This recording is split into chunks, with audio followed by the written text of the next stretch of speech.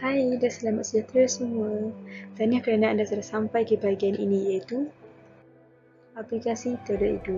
Jadi basically untuk bahagian ini kami akan memberitahu dan memperkenalkan sedikit berkenaan Telo-Edu. Jadi inilah dia aplikasi Telo-Edu. Telo-Edu ini dikeluarkan oleh Horizon Technology yang mana telah digunakan oleh mereka untuk menarik minat lebih ramai orang kepada drone TJI Telo. Jadi bagaimana rupa aplikasi ini dan mengapa aplikasi ini dimasukkan dalam modul kami? Ingin saya memberitahu kepada semua bahawa aplikasi ini telah berjaya menarik minat ramai orang kepada drone TJI Telo oleh kerana aplikasi ini mesra pengguna dan mudah digunakan untuk sesi pembelajaran awal orang ramai kepada drone ini. Di dalam aplikasi ini terdapat banyak fungsi yang akan saya ceritakan selepas ini. Jadi, di Play Store masing-masing, anda hanya perlu masukkan Telo-Edu dan akan nampak aplikasi ini untuk dimuat turun.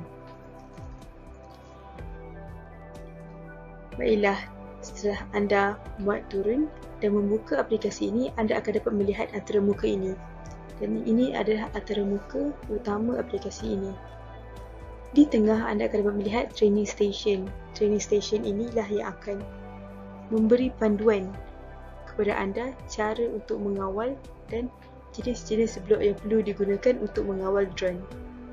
Dan di sebelah kanan stesen latihan adalah Earth yang mana ia merupakan cabaran. Cabaran ini yang akan menguji tahap kemahiran anda setelah anda selesai di stesen latihan.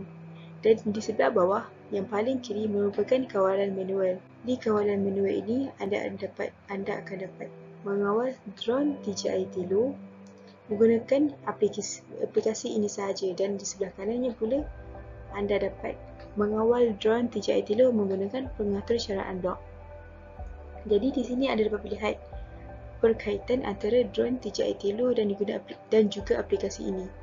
Hal ini kerana Horizon Technology telah mengintegrasikan drone DJI Telo dan juga aplikasi ini. Jadi anda dapat mengawal drone itu menggunakan aplikasi ini sahaja. Baiklah, setelah anda membuka kawalan manual, anda akan dapat melihat antara muka ini. Jadi, diingatkan kepada semua, seperti yang saya bagi tahu di bahagian A, drone ini hanya bertahan selama 13 minit. Jadi pastikan drone sentiasa di-charge jika tidak digunakan. Baiklah, di paling kiri dan bawah, anda akan dapat melihat kawalan untuk menggerakkan drone ke atas, ke bawah dan berpusing ke kiri dan ke kanan. Seterusnya, di tengah, terdapat speed yang boleh menetapkan kelajuan. Jadi, di sini anda boleh menetapkan kelajuan drone. Semakin ke kiri, semakin perlahan. Semakin ke kanan, semakin laju.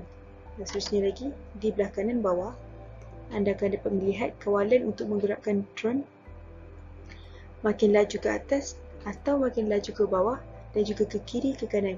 Perbezaan berputar dan ke kiri ke kanan adalah berputar membolehkan drone berpusing sebanyak 360 darjah dan bergerak ke kiri membolehkan drone semakin ke kiri atau semakin ke kanan tanpa berputar. Dan di atasnya pula merupakan butang berlepas. Jadi sebelum anda mulakan sebarang pergerakan, anda perlu pastikan tekan dahulu butang berlepas untuk memastikan drone berada di udara, dan barulah anda boleh mengawal ia ke kiri atau ke kanan. Seterusnya, di kawalan melalui blok, anda akan dapat melihat antara muka yang menunjukkan pelbagai jenis blok. Dan di paling atas yang menulis Tap to Start merupakan blok untuk mula penerbangan. Jadi walaupun anda meletakkan pelbagai jenis kawalan, tanpa blok ini anda tidak akan boleh menggerakkan drone. Dan di paling kiri berbagai jenis blok pengatur caraan. Baiklah, di sebelah kiri atas anda dapat melihat Wi-Fi not connected, dan di sini anda dapat melihat drone yang connect dan dihubungkan dengan aplikasi anda. disebabkan oleh drone dan telefon bimbit dihubungkan melalui Wi-Fi. Disebabkan oleh itulah dia menulis Wi-Fi not connected ni. Baiklah, saya akan menerangkan sedikit berkenaan blok-blok yang diletakkan di kawalan drone melalui blok. Yang pertama adalah motion yang menunjukkan blok untuk pergerakan, dan dari situ anda dapat melihat take off, land, down, up.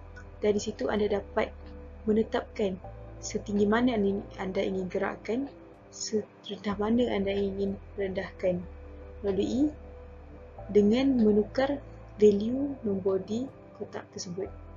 Seterusnya, untuk kontrol blok untuk kawalan. Di sini anda boleh menentukan sama ada anda ingin mengulang pergerakan itu ataupun membuat loop ataupun meletakkan if, condition if. Blok untuk pemboleh ubah. Di pemboleh ubah ini anda boleh meletakkan pelbagai syarat. Contohnya jika ingin gerakkan pada nombor 1. Jadi di sini anda boleh letakkan pemboleh ubahnya. Dan lagi blok untuk pengiraan dan kondisi. Di sini juga untuk menetapkan syarat. Dan yang terakhir adalah blok untuk sensor, iaitu sensing. Seperti yang diberitahu di bahagian A, drone DJI Telur mempunyai sensornya juga, dan di sinilah kita dapat mengawal sensor seperti max temperature ataupun altitude. Disebabkan drone itu mempunyai sensor dan yang mengetahui ketinggian ia berada, jadi di sini kita dapat mengawal sensornya dan boleh gunakannya untuk kawalan melalui blok. Jadi sekian sahaja pengenalan sedikit aplikasi Telur Edu. Seterusnya saya akan membuka dan menunjukkan cara-cara menggunakan aplikasi Telur Edu secara terus. Jadi ayo saksikan.